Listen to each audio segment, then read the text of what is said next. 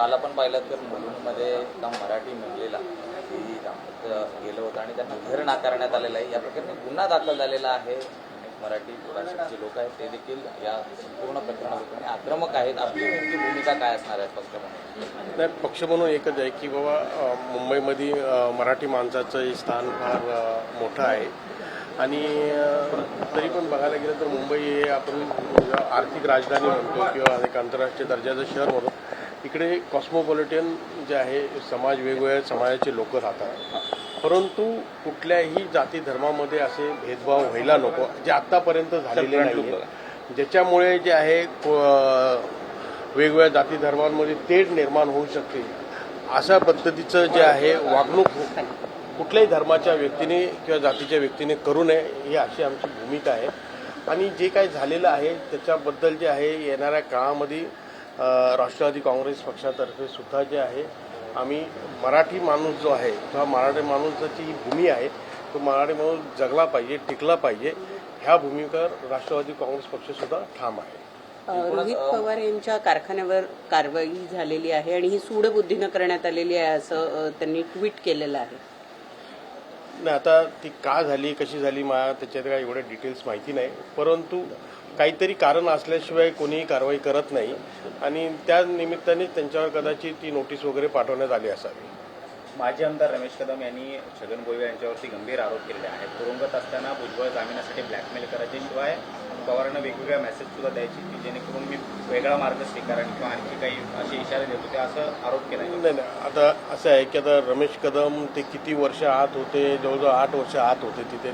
त्यांच्याबद्दल तुम्हाला सगळ्यांना माहिती आहे की आतमध्ये असताना सुद्धा त्यांचे वेगवेगळे कारनामे तुम्हाला सगळ्यांना माहिती आहे आणि ब्लॅकमेल करायचा काही प्रश्न येत नाही.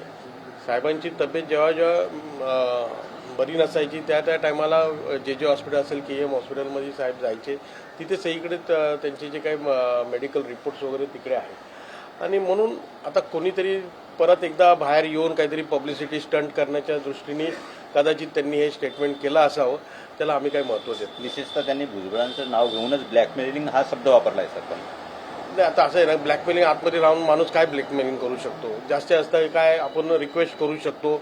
आपली बाहेर असलेले जे आमचे नेते मंडळी आम्ही त्यांना रिक्वेस्ट करायचं, का मी पण तिकडे बरोबर होतो की बाबा लवकरात लवकर बेल कसा होईल, जामीन कसा होईल, यासाठी आम्ही प्रयत्न करत होतो. किंवा त्यांची तब्येत बरी नसेल तर हॉस्पिटलमध्ये जे औषध पाणी होण्यासाठी जे आहे आम्ही रिक्वेस्ट करायचो. त्या पलीकडे आम्ही काय करू शकतो? अशा वक्तव्यामागे कुणी करता करवित आहे असं वाटतंय तुम्हाला? ते कोण असेल नसेल हे मला माहिती नाही, परंतु त्या स्वतः त्या व्यक्तीने जे आहे आता बाहेर आल्यानंतर पुन्हा एकदा कदाचित त्यांना निवडणूक वगैरे लढवायची असेल कुठच्या तरी पक्षाच्या माध्यमातून आणि म्हणून परत एकदा फेमस व्हायचं असेल म्हणून कदाचित ही वक्तव्य केलं असावं. मराठा आरक्षणाचा तिढा पुन्हा वाढताना दिसतो आहे. आज ओबीसींची बैठक आहे मुख्यमंत्र्यांकडे, त्या संघटनांची 14 दिवस शिल्लक राहिलेले आहेत. 14 तारखेपर्यंत, 14 ऑक्टोबरपर्यंत काहीतरी निर्णय देणं अपेक्षित आहे. काय वाटतं? आता उद्या परत जे आहे मराठा आरक्षणासंदर्भात जी समिती स्थापन केलेली आहे त्या समितीची बैठक आहे.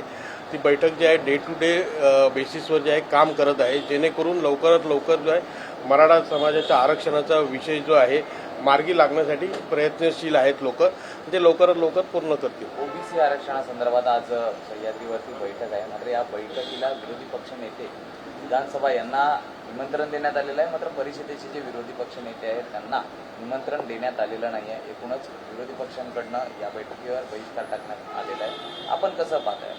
नाही, आता कोणाला आमंत्रण दिलं नाही दिलं म्हणून त्या लोकांनी जे आहे हा विषय फार महत्त्वाचा आहे.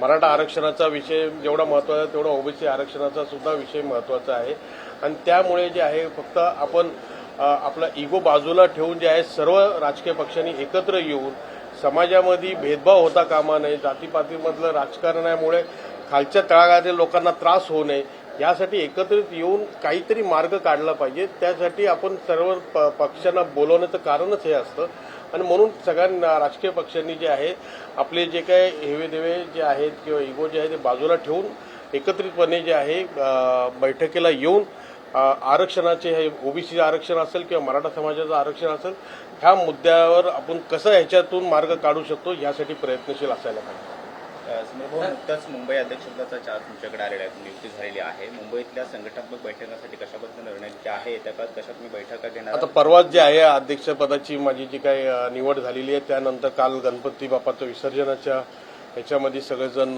कार्यकर्ते व्यस्त होते आणि येणाऱ्या पुढच्या आठवड्यापासून जे आहे विभागवार जे आहे बैठकाचं आयोजन मी करणार आहे, जेणेकरून जिल्हा अध्यक्षांच्या अपॉइंटमेंट्स आहेत, नंतर तालुका अध्यक्ष आहे, वॉर्ड अध्यक्ष आहे, म्हणजे पक्षाला जे आहे खाली तळागाळापर्यंत पोहोचवण्यासाठी जे काही फळी उभं करायचं आहे त्या कामाला जे आहे पुढच्या आठवड्यापासून आम्ही सुरू करणार आहोत. कारण मुंबईमधले प्रश्न जे आहे अनेक आहेत, राजकीय पक्षसुद्धा मोठमोठे आहेत, त्याबरोबरच प्रश्नसुद्धा अनेक आहेत. उंच उंच इमारतीमध्ये अति उच्च उभरू असे लोकसुद्धा राहतात, त्याचे गरीबातले गरीब लोक पण राहतात, चाळीमधली लोक राहतात, झोपडपट्टीमधली लोक राहतात आणि त्यांचेसुद्धा अनेक प्रश्न आहेत. म्हणजे काही चाळीमधली काही टाईल्स बसवण्यापासून असेल किंवा पाण्याचा प्रश्न असेल, शौचालयाचे प्रश्न असेल, असे अनेक छोटे छोटे प्रश्न असतात. आणि हे प्रश्न जे आहे पक्षाच्या कार्यकर्ता जो खालच्या तळावरचा जो आहे काम करणारा तोच तिकडेपर्यंत जाऊ शकतो आणि तो सोडू शकतो. म्हणून ती फळी जी आहे मजबूत करण्याचं ध्येय आणि उद्दिष्ट राहणार आहे, ते लवकरात लवकर आम्ही पूर्ण करू, जेणेकरून पक्षसुद्धा जो आहे खालच्या तळापर्यंत पोहोचू शकतो. कांद्या प्रश्नाने केंद्राने जी महापालिकेच्या दृष्टीने काय टार्गेट ठेवता येणाऱ्या निवडणुकांमध्ये? नाही, सध्या तर पहिलं पक्ष जे आहे पक्षामध्ये जे काही विस्कळीतपणा आलेला आहे तो सुधारण्याची आवश्यकता आहे. पक्ष बांधणी हा सर्वात मोठा चॅलेंज आहे माझ्यासमोर आणि ते मी येणाऱ्या काळात करतो. केंद्र सरकारने कांदा प्रश्न प्रकरणी जी बोलवलेली बैठक आहे ज्याला निमंत्रण आलेलं आहे, मात्र भुजबळ साहेब त्याला जाणार आहेत का? कारण अब्दुल सत्तार हेच जाणार असल्याचं फक्त कळते सरकारतर्फे. नहीं, मला त्याची काही कल्पना नहीं, साहबांना विचार. सर, आपने मुंबई अध्यक्ष पद का चार्ज किया है. मुंबई में एक घटना देखने को मिली है मुलुंड में. आज पंकजा मुंडे ने भी ट्वीट किया है कि मराठी लोगों को जो है वो घर मिलने में बहुत दिक्कत आती है. जब वो एक मंत्री थी, सरकारी बंगला छोड़ के घर ढूंढ रही थी, तो उनको भी बहुत दिक्कतों का सामना करना पड़ा. मुंबई अध्यक्ष के तौर पर आपको क्या लगता है कितना गंभीर ये मुद्दा मुंबई? नहीं, ये मुद्दा बहुत गंभीर है और अहम मुद्दा है. इसके पहले भी ऐसे कई बार ऐसे सुनाई दिया था कि जहाँ जहाँ जैन लोगों की बस्ती है वहाँ पे अलाउ नहीं किया जाता है, जहाँ मुस्लिम लोगों की बस्ती है वहाँ हिंदुओं को अलाउ नहीं किया जाता. ऐसे कई बार हुए. ऐसे हादसे नहीं होने चाहिए. बम्बई एक कॉस्मोपॉलिटन शहर है जिसमें सब जाति धर्म के लोग रहते हैं और इसी के वजह से जो है मुंबई का जो नाम जो है एक अंतर्राष्ट्रीय स्तर पर है. और इसमें से जाति भेद अगर होने लगा तो बम्बई भी एक अलग दिशा में जा सकती है. ये नहीं होना चाहिए. इसके लिए राष्ट्रवादी कांग्रेस पक्ष की तरफ से भी मैं कहना चाहूँगा कि हम ये सब समाज के लोगों को हम कहना चाहेंगे कि बाबा ये मुंबई जो बनाई हुई है ये सब लोगों के साथ मिली जुली जो बनी हुई है, तो इसको एक तरह से अच्छी तरह से जो मुंबई की जो दिशा में अब अंतर्राष्ट्रीय दिशा में जा रही है वैसे ही जाने की आवश्यकता है. भेदभाव नहीं होना चाहिए. सर, दूसरा एक रोहित पवार को लेकर सवाल है. कल उनके बारामती एग्रो को नोटिस दिया गया प्रदूषण कंट्रोल बोर्ड की तरफ से. उनका कहना है कि बदले की भावना से कार्रवाई की जा रही है और मुंबई में बैठे 2 प्रमुख लोगों के आदेश पर ये नोटिस दिया गया.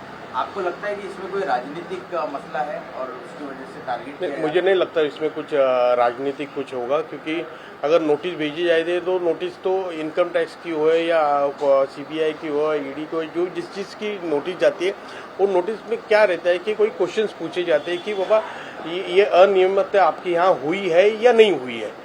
तो ये अगर पूछने का अगर जिम्मेदारी अगर कोई संस्था करती है तो वो करनी चाहिए. तो वो राजनीति कर रहे हैं ऐसा लगता है, ऐसा इस तरह का जवाब देकर? नहीं, अभी उनको लगता होगा कि वह हम अगर बोलेंगे तो लोगों को सिंपैथी मिलेगी, शायद उसके लिए करते होंगे. सर, दूसरा सवाल, लोकसभा के चुनाव है, आप मुंबई के अध्यक्ष. मुंबई में क्या आपको लगता है एनसीपी को कितनी जगह जो है मिलनी चाहिए? क्योंकि इसके पहले जवाब अभी वक्त है उसके लिए. अभी हम जो है पक्ष का जो काम करने का है नीचे के लोगों तक हमको पहुंचना है. उसके बाद जो है हम हमारी ताकत दिखाएंगे, फिर उसके बाद हम बैठेंगे उसके ऊपर.